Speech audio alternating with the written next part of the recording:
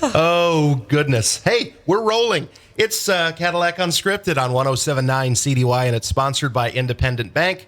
We are always here on Saturday mornings at 8:30 to talk about good things and inspiring things that are going on in the community. Katy Huckle is here with me right now. And this show is going to be one that is near and dear to your heart, Katy. 100%. I'm going to let you take the lead on this, and I'll just jump in when I feel like it. Okay. We have Trevor Thiebaut in the studio with us this morning, and Trevor is a standout runner, a college athlete, and now a coach. Trevor was very close to our hometown hero, Paul McMullen. And so Trevor has scheduled a very special race in Paul's memory, and we want to hear about it today. So on August 7th, we are having a race in his honor at the brand new Veterans Serving Veterans Community Park. It's $30 to register. It starts at 10 a.m. and hoping a lot of people can come out and do that. Right.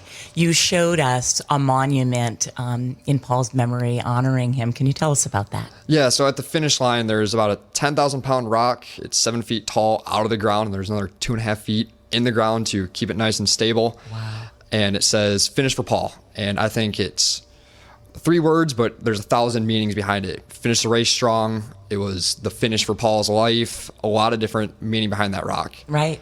You're giving me goosebumps because we know as runners that you look for distractions, Rich, while you're running. You look for something to take your mind off of the pain of running, because we all know it's hard. You know, it hurts. That's what I'm trying to say. It hurts. And so you've got other mile markers on the course too, don't you? Yeah. So the park's really unique. If you were to build this thing from scratch, buy the acreage, the rocks, everything, it'd be probably $250,000 to $500,000. Isn't that something just for a wide open space, Rich? Mm-hmm. Mm-hmm. And we did it. Well, Dr. Bandine, he's heading the whole project. He did it for about $10,000 because it's thousands upon thousands of hours of volunteer work from local veterans that use this to heal from their PTSD from wars. They mow it, they excavated it, they built all these things for us, and it's beautiful. Wow.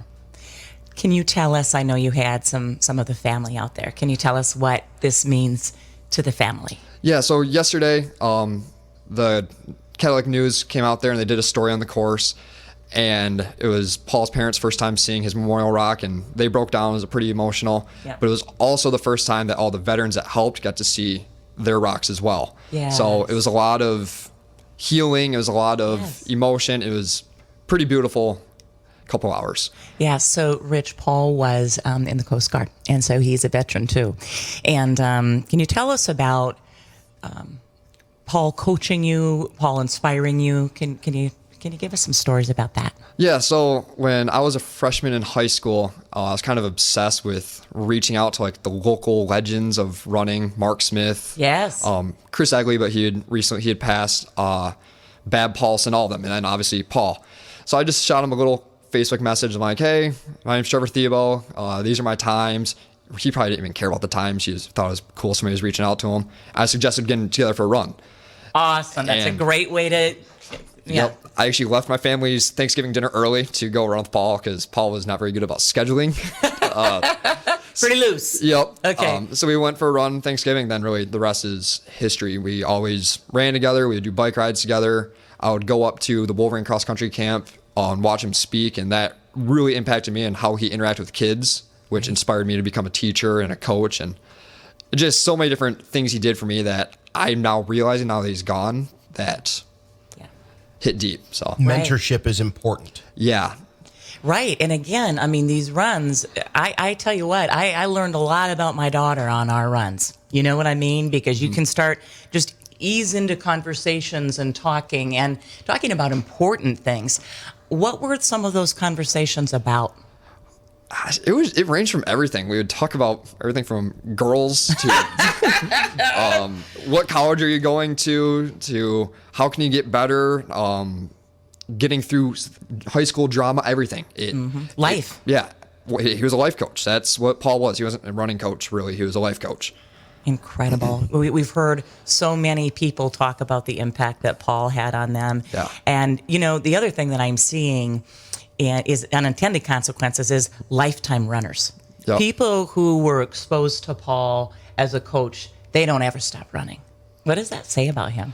Well, he can talk to a 7-year-old and a 90-year-old and make them feel equally special. Right. It doesn't matter. He was very, very versatile, I guess, with how he interacted with people, making everybody feel special.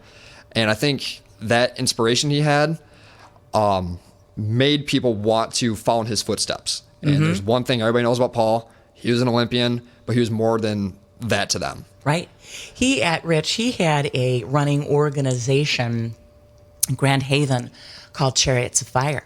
And these little kids, I mean, on the weekends, on weeknights, it would be little ones all the way up into college runners all go running together. It was just really, really special. And I can remember one time he brought a Michigan State runner on one of the runs to mentor some of the female runners. And that was a really, really big deal, you know, to have exposure to an elite runner and to be able to ask any question that you wanted to ask about, you know, is this for me long term? I also think he didn't seem hyper fixated on health and fitness. It was a lifestyle for him. I don't want to say it was easy, because that's not fair. Nothing Paul did was easy. Everything he did was difficult, and he was so good at it. But what would you say about that? He was a maniac with stuff. He'd be up at 3:30 in the morning to walk the dogs, not go to sleep till 9 p.m., sometimes later than that. He would walk the dogs. Oh, time to go run. I'm going to go for a paddleboard on Lake Michigan. Maybe I'll go do a 45-mile bike ride. Now I have practice with the Chariots. He was just go, go, go, go, go. And he was always late.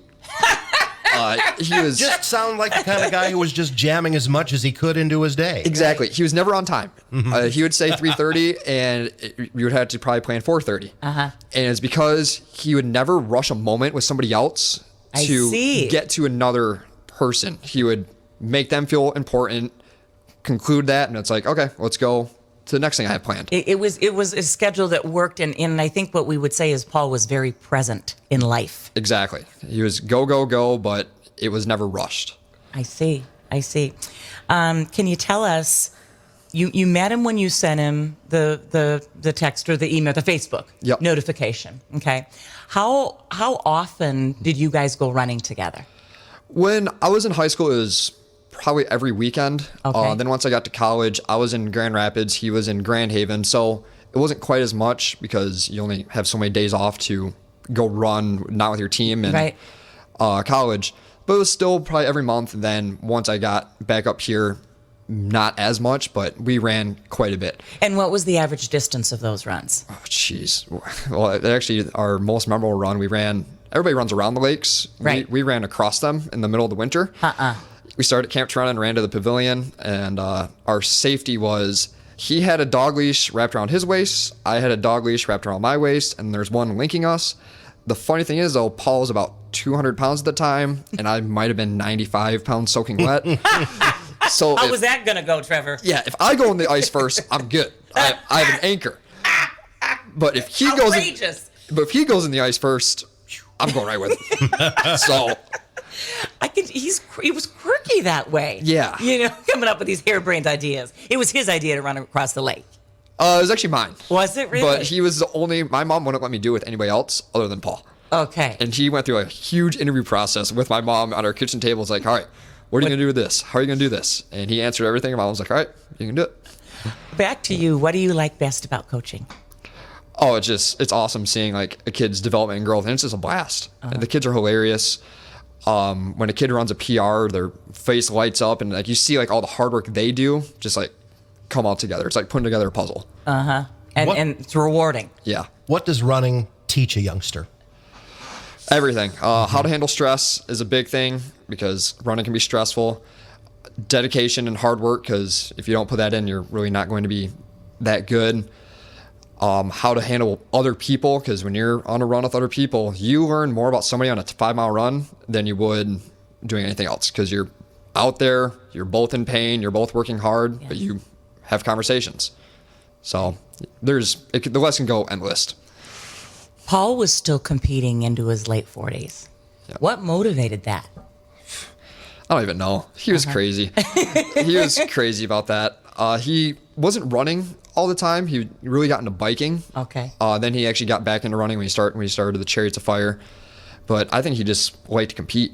He had that fire in him where he didn't like losing in anything. He didn't like losing with cars, with bikes, with running, with paddleboarding, nothing. So I think he just always had that fire to keep going. I mean, one time he was so competitive, we went out to the middle of Silver Lake and we had a contest. He always beat me. Who can dive to the bottom and pick up the biggest rock? It's like, most people won't compete with that, but he was just so competitive. The drive. Yeah, and I think that's why he kept competing when most people would be done. Right, and his brother's a decathlete. Is that true? Yep. Okay. And his brother went to Western, and he was a world-class decathlete, went to the World Championships, and he didn't go to Eastern like Paul, because his mindset was, would you want to go to practice with Paul every day? Because Paul was so competitive. So that's... And we know how brothers could be, don't we? Yeah, I don't think it would have ended well. Okay. For someone in the audience that's thinking about running and maybe thinking about starting to run, what advice would you give them and how would you motivate them, Trevor? Just do it. Yeah, obviously, it's going to be hard at first, but track your progress. Okay. I have a kid right now, actually. She's doing cross country for the first time. Very, very, very athletic. And she's having a little bit of a hard time because it's her first time doing it. I'm like, track your progress. See how you feel this day. Right. Next week, see if you feel better. Yes. Next week, you'll feel better. So it's almost like doing a checklist. Okay. Because you see that progress and you see that improvement. So really just go for it and track that improvement because you're going to be satisfied as you get better. Okay. What did Paul do for distance running in Cadillac? I mean, we know it's not football, and it's not baseball. It's a unique, quirky sport. What did he do for running? He inspired a lot of people to really just do it. Paul wasn't the stereotypical runner, the tall, skinny bean poles that you see running. Paul was big. I mean, he was a muscular guy, and when you saw him running on the Olympic stage, he was double the size of everybody else. And I think it showed that anybody can run and anybody can be good no matter what your body type is. And I think that's why he inspired so many people. And it's not just Cadillac. I went out to the Olympic trials in late June, and I wore his Chariots of Fire track shirt. And I'm just walking around, and people are like, that's Paul McMullen, right? It's like, how do you know what Chariots of Fire is? He's like, oh, yeah, we're trying to start something like that. Wow. And it's everything. So he inspired people not just in Cadillac, but a national stage. You know, Rich, when you would talk to Paul, he was a very intense person, wasn't he? And you talk about that drive and that competitiveness. He was intense about life. And he had a way, I can remember some things advice that he gave me about my little runner. And he had a way of giving you advice without sounding like he was lecturing you. And they say, if you're well-intended, your recipient will be a better listener, and the odds of them taking the advice is much better if the person giving the advice is well-intended. And Paul was always so well-intended with a great big heart of gold. Exactly. It would take somebody 15 minutes to explain something and get you going. Paul could do it in a minute. Just because it was intentional. Yeah, and he knew what it took, too, to get a runner to the next level. He ran a marathon with my daughter Susan in Traverse City, and it was something else. Did you run marathons with him ever? Nope, never. Okay. What's the longest distance you two ran? We did Lake Mitchell, so 11 miles. That's Okay. as long as we did. And how fast per mile? 6 flat or under. It was, Oh, it was just crying! dumb. Do you understand? That is Herculean. That is not fun. Yeah. I couldn't do it. I really couldn't. But we did a lot of bike rides. I hated the bike rides. Okay, why?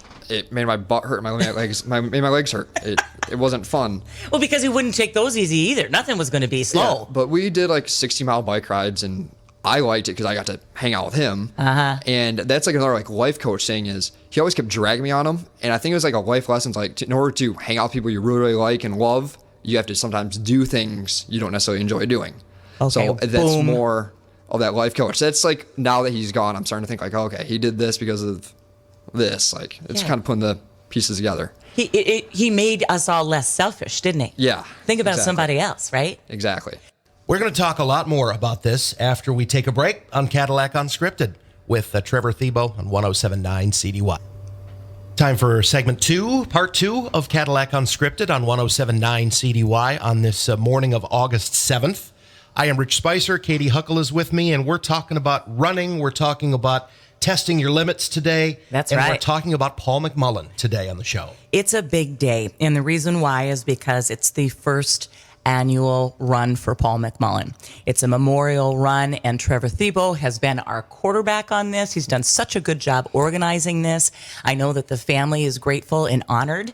And so tell us about what today means. Tell us about your sponsors, and also tell us about what you're going to do with the proceeds from the run. So we don't have to pay for anything from the registration fees. We've gotten really, really lucky where everything is sponsors, donations, everything. We've gotten money from Baird Cotter Bishop, Benton Baker, the Tree Wise Men, Stoddard Concrete, Parcel Construction, Minor Investments did a huge donation, Long Road Distillery, and then the Timing System company out of Shepherd gave us a huge discount on the chips and the mats for that. Excellent. We had all the shirts donated to us from the Cadillac News. Great. The Rolling Thunder is going to be out there with 40 flags lining the course because it's the Veterans Park. The Cadillac Honor Guard is going to do a flag presentation and salute. Let me look what else. Montage Media is going to do a free drone footage of the race. It's the list is endless of all the support. It's been awesome. We had 500 cases of water donated from, I think it was Walmart. I have no idea, but spectacular. Yeah. You know, when someone shines that brightly, Rich, people want to touch it. They want to be a part of it. And Paul made Cadillac a better place just because of who he was. I mean, he was known around the world. And so thank you so much for organizing something that memorializes him so well. Yeah. Are you going to have goosebumps? Oh, yeah. It'll be a good day. Shotgun start? Yep. Who's going to shoot the gun? The Honor Guard is, actually. Oh, sure. Yep. Right. Did Paul talk much about his time in the Coast Guard with you? Only thing he really talked about is he holds the 1.5 mile record for where he was. I think it was in New Hampshire, I want to say. Of course he does. Yep. Of course he does. And they push him pretty hard. So you don't get Olympians often in the military. And the second they got that Olympian, it was like a brand new toy. And he kind of described it as like they pushed him so much, like kind of trying to break him with like the running, but he never really broke. Yeah, he was unbreakable. Yep. And then his sergeant actually said, "You're getting this record or you're not going to be very happy after." And Paul's like, "All right." And they all lined the track and he smoked it. Again, I've got the goosebumps. Yeah. I mean, there's just story after story. The goal is to raise how much money today? So all the money is going to a scholarship fund with the community foundation. Excellent. Doreen's been awesome helping with that, and same with Dr. Bandine. It's been amazing. So all the money is going straight to there. I think there's actually already $5,000 in it from Dr. Leader as well. And the goal is to hopefully get $10,000 in it after the race. So another $5,000 would be awesome, but I think we're going to surpass that a ton. Spectacular. And it's not just a scholarship for Cadillac, it's an area scholarship. So all of Wexford, Missaukee, ISD is eligible for the scholarship, a boy and a girl. Okay, what's the criteria in the scholarship? You don't have to be an athlete. You don't have to be a track runner, nothing. Just kind of show the characteristics that Paul had, working hard, having goals, dreaming big, being a leader. So just all those criteria. What was the best piece of advice he gave you on your runs and during his life coaching of Trevor? Treat everybody the same. Nobody's greater than somebody else. Everybody should be equal, and that's helped with coaching, teaching, everything. Made you a better person. Yeah, that's that. Like I said, life coach over running coach. We had a little bit of a false start with some technical equipment here, and we haven't covered this yet. We didn't like the first 7 minutes of the show that we lost, but you mentioned a whole lot about the quality of this course. Yes. And we lost that. So we want to hear you about to it. restate, how the course came to be and the quality that you see at it. Yeah. So a couple years back, Dr. Bandine reached out to me, and we go out to this random field, a bunch of trees, thornapple bushes, everything. And I see little orange tape hanging from this branch, little painted here. I'm like, I just don't see this vision. Right. I didn't see it all. I could see the map because it's an easy picture to read, but I didn't see the vision on the actual course. Came back a year later, and I couldn't believe it. It was amazing. And then we started researching, what do we have to do to host a regional meet or a Big North Conference meet or even a state meet if possible? Unlikely, but possible. And we measured everything out. We expanded different parts of the course so it hit all MHSAA specifications to host those big meets. Wow. and it's beautiful. And it's been all volunteer work through the veterans, Dr. Bandine, donations. Usually a course like this would cost $250,000. This course costs about $10,000. What is the actual name of the course, Trevor? So it's the Veterans Serving Veterans Community Park. Okay. And there's not an actual core name for the trail yet. There's going to be a lot of stuff out there. Starting next year, they're going to build a picnic pavilion that'll have 400 picnic tables. There's going to be a wedding reception hall starting next year.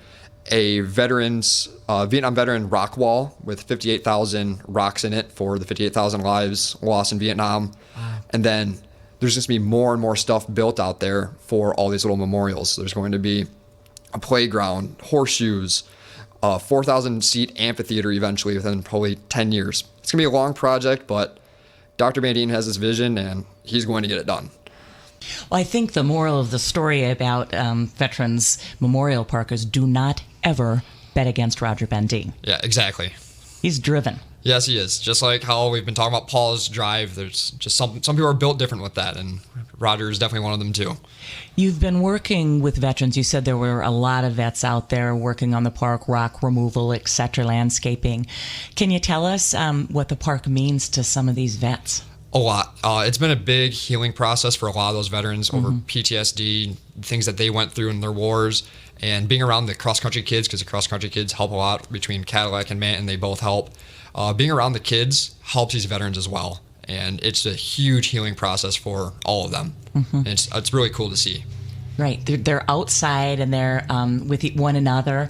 And it's not even that they have to talk about it. It's just knowing that they went through something similar and freedom isn't free. Yeah, it's like that mutual respect they have. Absolutely. And I think it's good, too, you talk about the cross-country runners being out there helping, that they're a part of it, too, a part of something bigger than themselves. Yeah, they've probably put in, some of those kids, 300 hours of volunteer work. Incredible. Out there. It's really cool. And I was talking to one of the kids, he's like, I can't wait 5 years from now to come back here and say, I helped do this, I helped build this. Yeah. I'm like, yeah, you're not getting paid or anything. You just have that feeling that you helped build something. Right.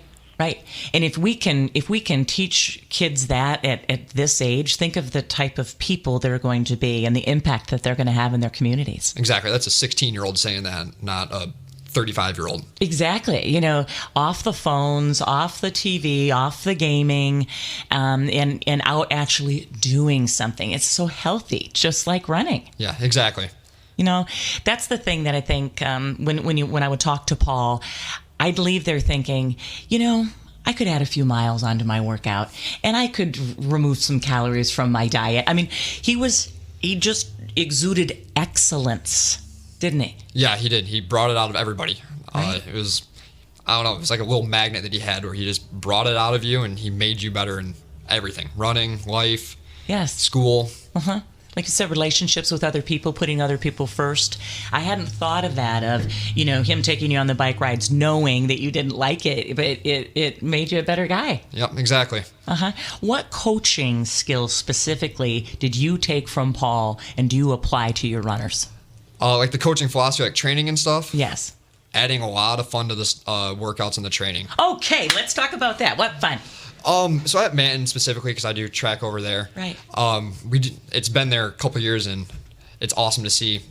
We do a game every single day. Okay. And it can be something as simple as like a little relay or a little tag game or a little dodgeball game. And it's just, the kids have fun with it. It reminds me of you saying you're going to dive and get a rock at the bottom of the lake. I mean, you know, in life we need to have a little bit more fun, Trevor. Yep. And another way that they have fun, team dinners. The kids do movie nights. It's just awesome. They have a lot of fun with it. So do you think runners stay in touch after high school? Oh, yeah. There's people I wasn't even teammates with. I ran against them from Mason County Central, Traverse City Central, wherever. And we're still friends, talking to this day. It's been 7-8 years since we last ran against each other. Isn't that incredible? What do you have your runners do in the off season? I'm interested about how do you keep the discipline up with the students? I think a lot of it's just self-driven. Okay. A lot of it's that intrinsic motivation to just get better. We kind of throughout the season build that mindset. How good can you really be? And that's a big thing Paul always said is how good can you actually be? And that's kind of how the kids are, is they just keep working hard all year. How are your numbers in terms of recruiting runners? How's the program? For Cadillac, we have about 40 boys and girls combined. Okay. Manton was a little bit small this year, but we had about 20 kids for just boys. Mm-hmm. What would you say to somebody, to a student that's thinking about joining the team? Just do it. It's a lot of fun. You'll never regret it. You have guaranteed 20, 30 friends right there that are always hanging out. Mm-hmm. It's just a blast.